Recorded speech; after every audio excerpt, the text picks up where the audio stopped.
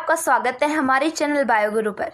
आज हम class 12th का चैप्टर नंबर 13 पादप वृद्धि का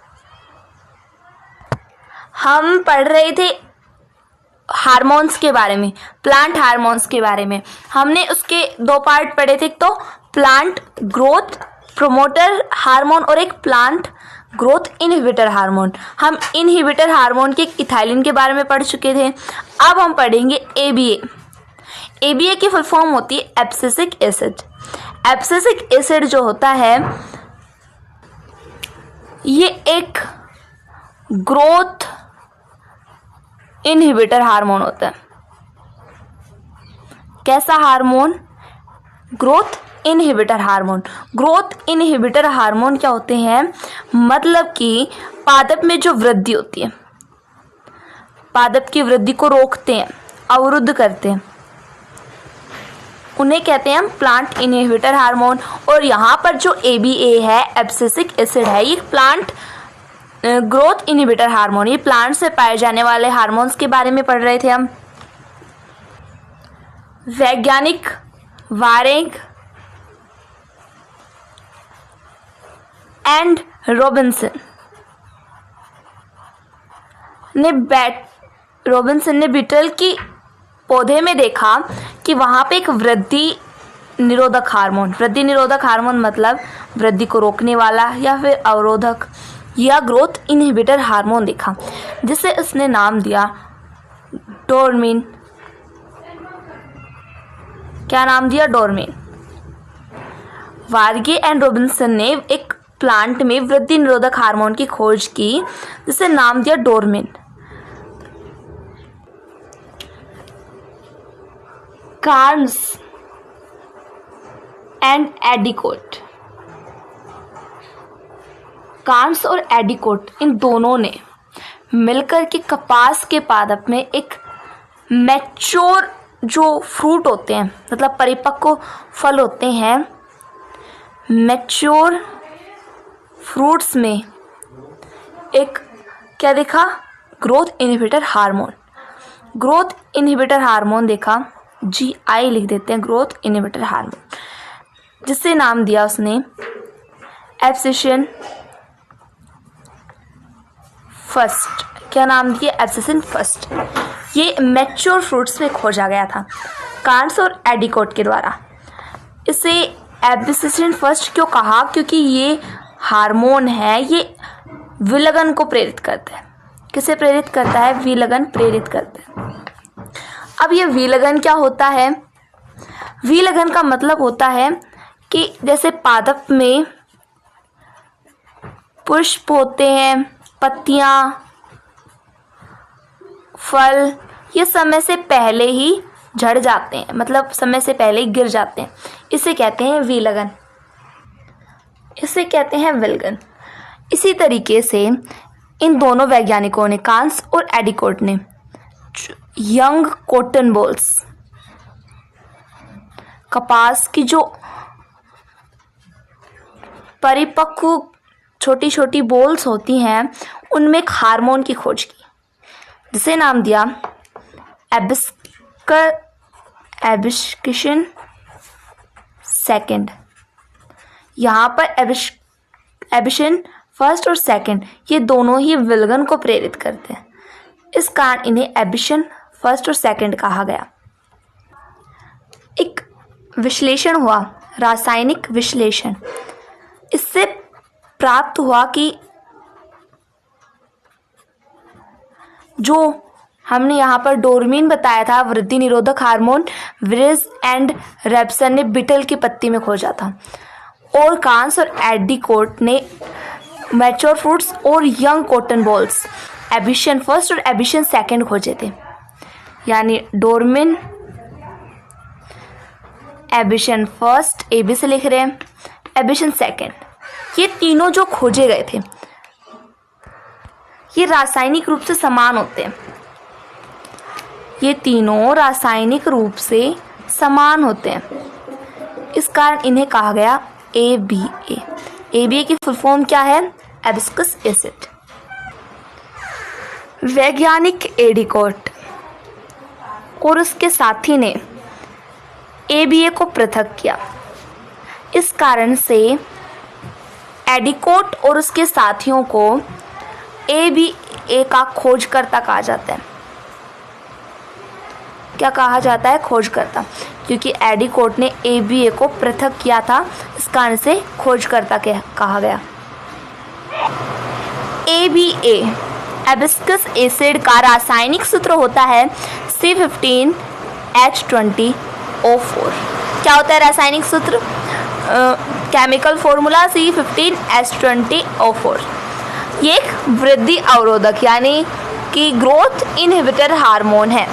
जो ABA है, ABA का संश्लेषण कहाँ होता है? मतलब सिंथेसिस कहाँ होता है?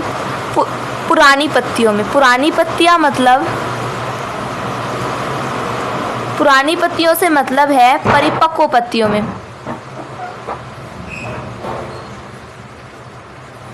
फलों में होता है और जीर्ण भागों में। जीर्ण भाग कौन से होते हैं? वृद्धावस्था से जो पहले की स्टेट होती है उसे कहते हैं जीर्णता। जीर्ण भागों में ABA का संश्लेषण होता है। अब एक इम्पोर्टेंट बात आती है कि ABA को स्ट्रेस हार्मोन कहते हैं। कौन सा हार्मोन कहते हैं? Stress hormone. स्ट्रेस हार्मोन मतलब तनाव हार्मोन। तनाव हार्मोन क्यों कहते हैं? क्योंकि पादप में विपरीत परिस्थितियों में, अपोजिट जो सिचुएशंस आती हैं, उनमें जो ABA है वो प्लांट की रक्षा करता है। इस कारण से इसे कहते हैं स्ट्रेस हार्मोन। विपरीत परिस्थिति मतलब जैसे पादप में किसकी कमी आ जाए? पानी की। वाटर स्ट्रेस, पानी का तनाव हो जाए, पानी की तनाव की स्थिति आ जाए, वाटर स्ट्रेस कंडीशन आ जाए, तो विपरीत परिस्थिति में ये क्या करेगा कि जो ABA है, ये पादप में जो रंध्र होते हैं, प्लांट में स्टोमेटा होते हैं। स्टोमेटा मतलब रंध्र किस प्रकार से कार्य करते हैं, हमने एक वीडियो बनाई हुई है, अच्छे से जानने के लिए उसे देख सकते हैं। स्टोमेटा क्लोज हो जाते हैं। क्लोज होंगे तो वहाँ पर ट्रांसपिरेशन नहीं होगा। ट्रांसपिरेशन मतलब वाष्पोत्सर्जन नहीं होगा। वाष्पोत्सर्जन नहीं होगा तो फोटोसिंथेसिस में जल है वो, जल की हानि नहीं होगी, जल का यूज़ नहीं होगा। इस कारण से ट्रांसपिरेशन से H2O जल है वो रह जाएगा हमारे पास, मतलब वेस्ट नहीं होगा, वेस्ट नहीं होगा। ABA को स्ट्रेस हार्मोन क्यों कहते हैं?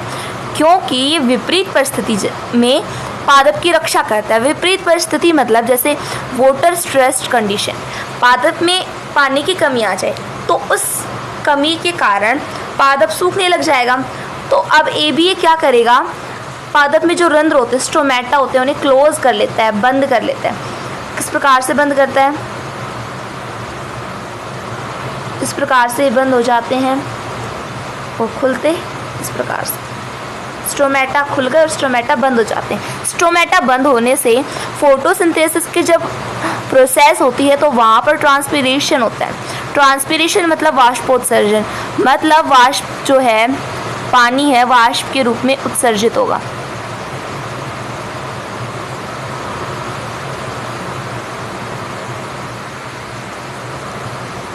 इसे कहते हैं ट्रांसपिरेशन। तो स्टोमेटा क्लोज होने से ट्रांसपिरेशन है वो रुक जाएगा और पादप में पानी की कमी नहीं आएगी। तो इस कारण से ABA को स्ट्रेस हार्मोन कहते हैं। अब यहाँ पर ट्रांसपिरेशन है वो नहीं हो रहा, रंध्र बंद होने के कारण ट्रांसपिरेशन नहीं हो रहा है। तो इस कारण से इस हार्मोन को ABA को एंटी ट्रांसपिरेंट हार्मोन भी कहते हैं। कौन सा हार्मोन कहते हैं? Anti transparent hormone. कौन सा हार्मोन कहते हैं? एंटी ट्रांसपेरेंट हार्मोन, क्योंकि यहाँ पर वाष्पोत्सर्जन क्रिया नहीं हो रही है। हिंदी में बोले तो वाष्पोत्सर्जन, प्रतिरोधी, वृद्धि कारक या हार्मोन। क्या कहेंगे? वाष्पोत्सर्जन, प्रतिरोधी, हार्मोन। यहाँ पर सबसे इम्पोर्टेंट बात आती है, एक तो एंटी ट्रांसपेरेंट हार्मोन किसे कहते हैं, इम्पोर्टेंट है। और एक आता है स्ट्रेस हार्मोन किसे कहते हैं। यहाँ पर ये दो बात बहुत इम्पोर्टेंट है। ABA हार्मोन को स्ट्रेस हार्मोन और एंटी ट्रांसपेरेंट हार्मोन कहते हैं। ABA हार्मोन शैवाल, कवक या कोई बैक्टीरिया में नहीं पाया जाता। ये मोस में, टेरिडोफाइटा में, जिम्नोस्पर्म, एंजियोस्पर्म, अनावृतबीजी और आवृतबीजी, इनमें पाया जाता है।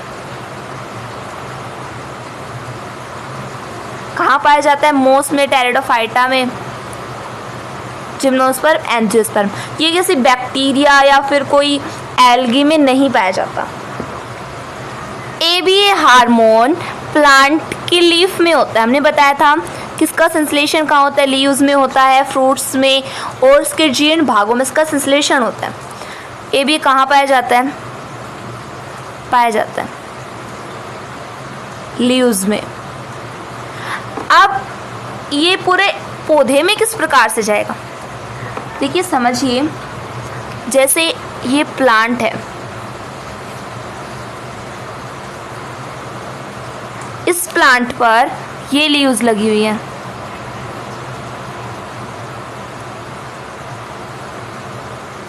अब ये तो हो गई लीफ। लीफ में क्या बन रहा है? ABA hormone. अब ये ABA हार्मोन है, ये पूरे प्लांट में किस प्रकार से जाएगा? ये देखिए, यहाँ पर जैसे ये लीव्स जुड़ी हुई है, किससे? ये पर्ण हो गई, और एक छोटा सा जो डंठलनुमा भाग है इसे कहते हैं पर्णवृंत। पर्णवृंत, इस पर्णवृंत से होकर के ये पूरे प्लांट में जाता है ABA हार्मोन। यहाँ पर हमने बताया कि इसका संश्लेषण वो पुरानी पत्तियों, फलों और जीर्ण भागों में होता है। और संश्लेषण सबसे ज़्यादा जब होता है जब वो शुष्क अवस्था में होता है, ड्राई कंडीशन में होता है, उस समय सबसे ज़्यादा ABA का संश्लेषण होता है। ABA का जो संश्लेषण है वो शुष्क अवस्था में बढ़ जाता है। ABA हार्मोन का निर्माण कहाँ होता है? कैरोटेनॉइड में। कैरोटेनॉइड में तब होगा जब पत्ती में जल की कमी आएगी, H2O का जो लेवल है वो डिक्रीज हो जाएगा। अब हम देखेंगे इसके कार्य की प्रभाव, फिजिकल इफेक्ट्स। पहला आता है विलगन। विलगन क्या होता है? विलग्न होता है पादप में जो पत्ती होती है, पुष्प या फल का समय से पहले गिरना, क्या कहलाता है? विलगन। तो जो ABA हार्मोन है ये विलगन को प्रेरित करता है, प्रमोट करता है कि जो पत्ती, पुष्प, फल है ये समय से पहले ही गिर जाएं। नंबर 2 आता है प्रसुप्त अवस्था को प्रेरित करना। प्रसुप्त अवस्था, प्रसुप्त अवस्था क्या होती है? हम कई बार पहले भी पढ़ चुके हैं। प्रसुप्त अवस्था मतलब कि जो उसकी कलिकाएं होती हैं, बर्ड्स या सीड्स, उनका अंकुरन होना, अंकुरित नहीं होना प्रसुप्त अवस्था कहलाती है। अगर ये अंकुरित हो जाएं तो इसे कहते हैं प्रसुप्त अवस्था का टूटना। यहाँ पर ये जो कलिकाएं हैं और बीज हैं ये जर्मिनेट नहीं होते, इसे कहते हैं प्रसुप्त अवस्था। प्रसुप्त अवस्था को प्रेरित करता है ABA हार्मोन, एबिस्कस हार्मोन प्रेरित करता है। नंबर 3 आता है जीर्णता।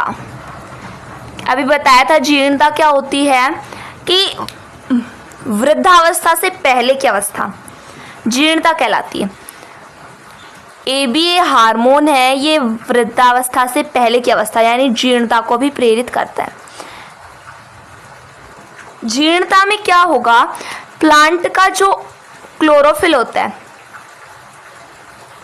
पर्णहरित होता है, वो नष्ट हो जाता है, जिससे जो लीफ है वो येलो कलर की हो जाती है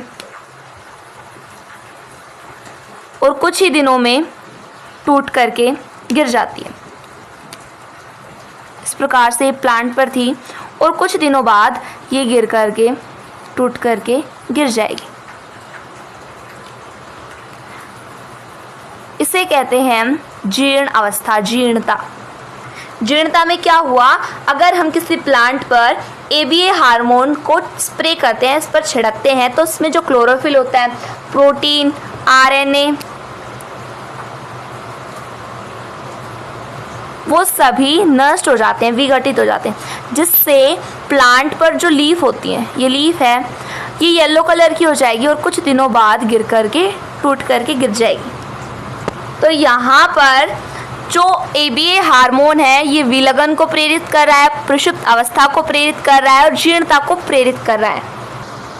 नंबर 4 आता है ये सेल डिवीज़न। सेल डिवीज़न मतलब कोशिका विभाजन, सेल इगोलेशन यानी कोशिका दीर्घीकरण। सेल डिवीज़न और सेल इलोंगेशन को रोकता है। अगर सेल डिवीज़न नहीं होगा प्लांट में, जैसे ये प्लांट है, इसमें एक सेल से हमने देखा था 2 सेल, 2 से 4, अगर यहाँ पर सेल डिवीज़न नहीं हो, मतलब कि एक से जितनी है उतनी ही रहे, इनका कोई भी विभाजन नहीं हो, जिससे अगर विभाजन नहीं होगा तो प्लांट ग्रोथ नहीं करेगा, और यहाँ पर प्लांट ग्रोथ करता जा रहा है और कोशिका दीर्घीकरण नहीं होता। ABA इन दोनों को रोकता है। इस कारण से जो प्लांट की ग्रोथ होती है वो नहीं बढ़ पाती है, प्लांट की हाइट नहीं बढ़ती है, ग्रोथ नहीं कर पाती है। इस कारण इसे कहते हैं ABA को प्लांट इनहिबिटर हार्मोन। नंबर 5 आता है जो ABA है ये एक एंटी जिब्रेलिक हार्मोन है।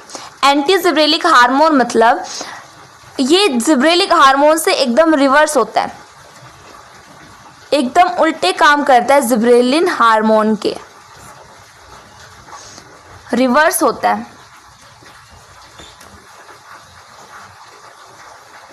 उल्टे काम करता है। जैसे हमने देखा था, जैसे इसमें पॉइंट वाइज लेते चलते हैं, जिब्रेलिन हार्मोन है ये LDP में पुष्पन करता है। प्लांट जो है LDP में पुष्पन करते हैं। यदि हम इस पर प्लांट पर क्या कर दें, जिब्रेलिन छिड़क दें LDP प्लांट्स पर, तो ये SDP यानी शॉर्ट डे प्लांट हैं, उनमें भी पुष्पन करने लग जाएंगे। LDP मतलब इसके लिए लाइट ज़्यादा रिक्वायरमेंट है, लाइट की हाई, जो ज़्यादा मात्रा में ये लाइट की उपस्थिति में पुष्पन करता है, फ्लावरिंग करता है। अगर यदि हम इस पर जिब्रेलिन GA जिब्रेलिक एसिड छिड़क देते हैं तो ये SDP प्लांट्स में कन्वर्ट हो जाता है, मतलब इन्हें लाइट की ज़्यादा ज़रूरत नहीं होती है फ्लावरिंग के लिए, तो ये इसमें फ्लावरिंग करने लग जाता है। लेकिन जो ABA हार्मोन है ये क्या करता है, LDP में पुष्पन को रोकता है, पुष्पन रोकता है। यहाँ पर एकदम विपरीत हो रहा है, जिब्रेलिन हार्मोन के उल्टा हो रहा है। नंबर 2 आता है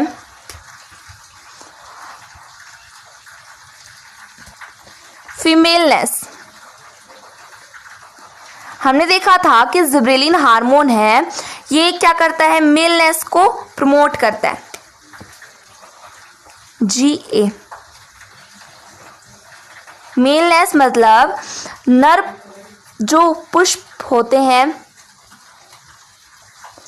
उन्हें पुष्पन के लिए प्रेरित करता है,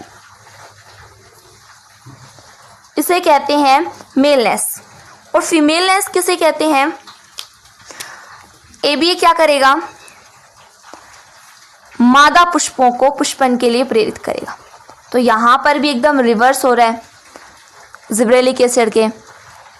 इसी तरीके से अभी हमने ऊपर देखा था कि सेल इलोंगेशन यानी कोशिका दीर्घीकरण या फिर वृद्धिकरण को रोकता है ABA हार्मोन, लेकिन जिब्रेलिक एसिड क्या कर रहा था, इसे प्रमोट कर रहा था, प्रेरित कर रहा था। तो ये रोक रहा है, इनहिबिट कर रहा है, रोकता है, अवरुद्ध करता है कोशिका दीर्घीकरण को। और जबकि जिब्रेलिन हार्मोन है ये इसे प्रमोट कर रहा था, तो यहाँ पर ये इसके एकदम उल्टा हो गया।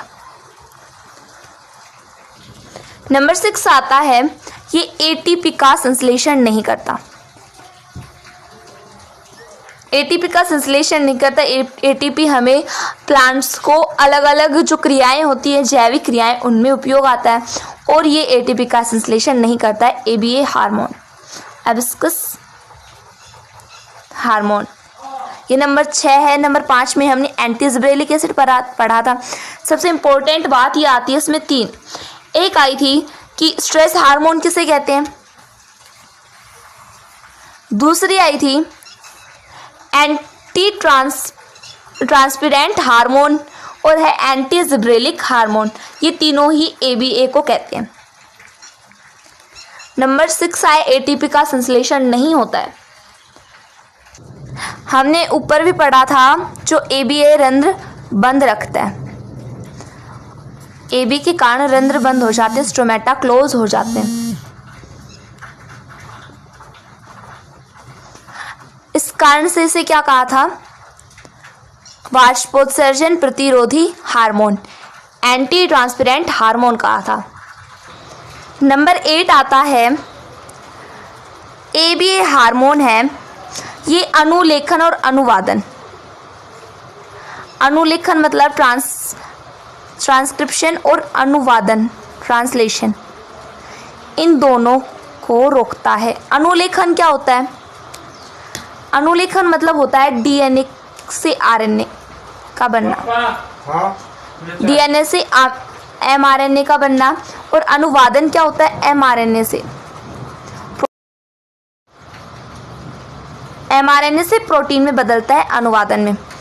तो ABA यानी हिबिस्कस एसिड हार्मोन के कारण यहाँ पर ये दोनों क्रियाएं नहीं होती हैं।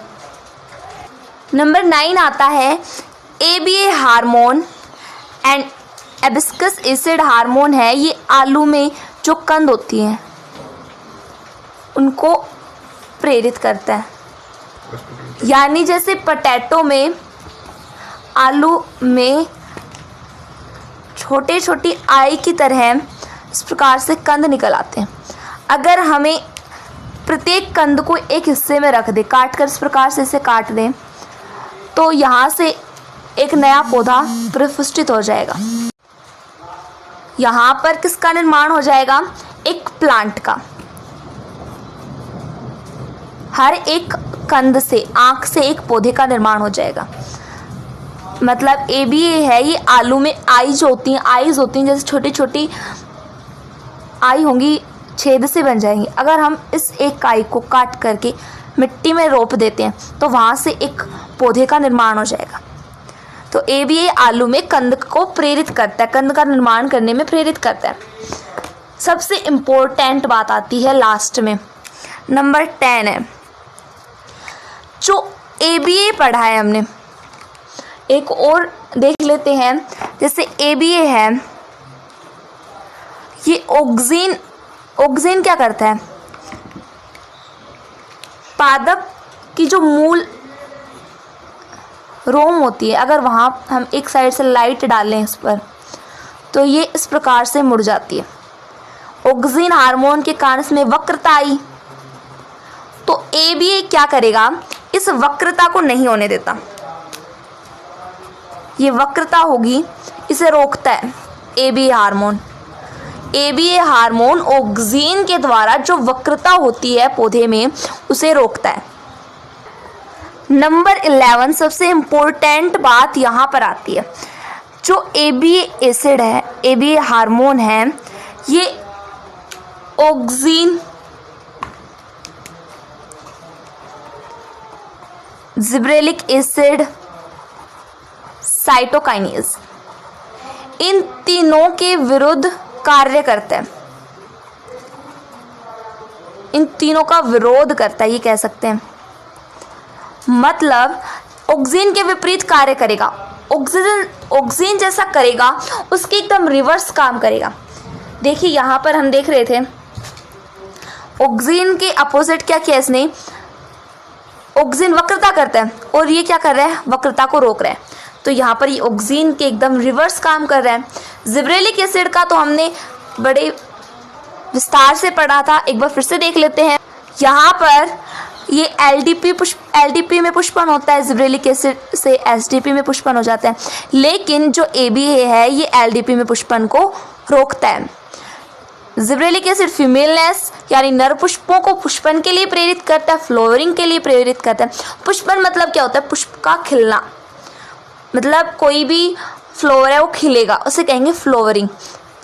और ABA क्या कर रहा है, फीमेलनेस को प्रेरित कर रहा है, यानी मादा पुष्पों को फ्लोरिंग के लिए प्रेरित करता है, प्रमोट करता है। और यहाँ पर देखा था एक और जो सेल इलोंगेशन हुआ था, कोशिका दीर्घीकरण। अगर हम ये जिब्रेलिक एसिड देते हैं, इस पर छिड़काव करते हैं तो ये प्रमोट होता है, प्रेरित करता है जिब्रेलिक एसिड कोशिका दीर्घीकरण को। और यहीं पर ABA एसिड है, ये किसको रोकता है, सेल इलोंगेशन को, कोशिका दीर्घीकरण को। और साइटोकाइनेज के बारे में यहाँ पर आता है सेल डिवीजन। हमने देखा था कि जो साइटोकाइनेज है वो सेल डिवीजन को प्रमोट करता है, वहीं पर जो ABA है वो इसे रोक रहा है।